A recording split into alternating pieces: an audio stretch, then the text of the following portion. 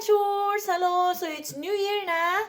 So, ang ulam natin ni Inday ngayon, ang ulam natin ngayon ay sardinas, mackerel sa English. Ayan, oh. Masarap yan, mataba-taba. Tapos, lagyan natin ng corn.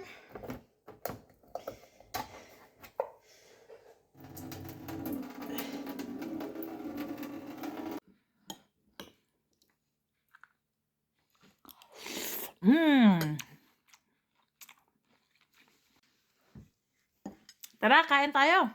New Year, Happy New Year sa inyo lahat. Sardinas at saka mais. Mais.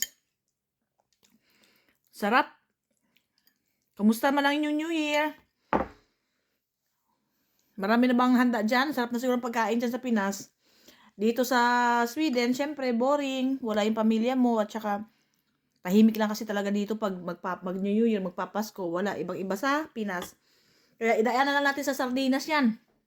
Sardinas at mais, masarap to. Happy New Year sa inyo lahat. Ingat kayo palagi mga ka-adventures. Hey do!